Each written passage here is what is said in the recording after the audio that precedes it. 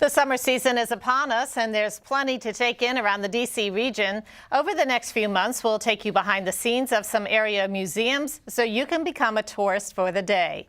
We start off the series with a look at the National Museum of Crime and Punishment.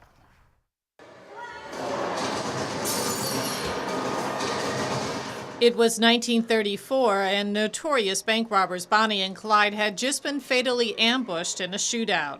It's all part of an exhibit at the National Museum of Crime and Punishment, more commonly known as simply the Crime Museum. We try to stay current with crimes that happen, and when I say current, we typically don't put a case in here until 2 years after the crime has been committed, just because we try to be sensitive to any victim. So our last exhibit that we just installed was Bernie Madoff, the Bernie Madoff exhibit. So, and as you know, he was convicted a couple of years ago. We also have a temporary exhibit on dogfighting that highlights the Michael Vick case, which was also a couple of years ago. The history of crime and its consequences are exhibited among more than 700 artifacts, including exhibits on colonial crime, Wild West outlaws, gangsters, mass murderers, and white-collar criminals.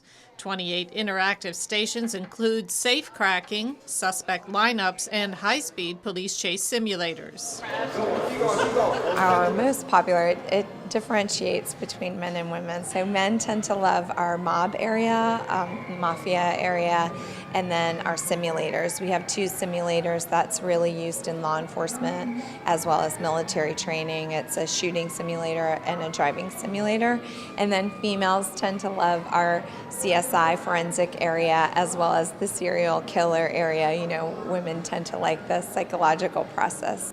But even in the tight confines of an area cell, some convicted felons are just waiting for a chance to escape.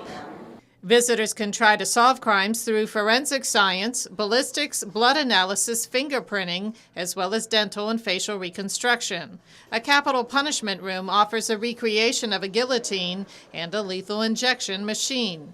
And a crime-fighting gallery includes exhibits on bomb squad and night vision technologies. We're just going to go more and more to technology. They'll be developing lie detector machines that will basically trace back to brain activity. As technology advances, there's going to be, much like what we've seen with the onset of DNA, there'll be more precision and faster cases. Cases are closing out faster.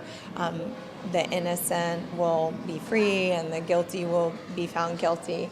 The museum also houses the TV studio of America's Most Wanted, a long-running series that dramatizes unsolved crimes. The program has led to the capture of more than 1,000 fugitives. And the Crime Museum is privately owned. It's located near the Verizon Center in the district.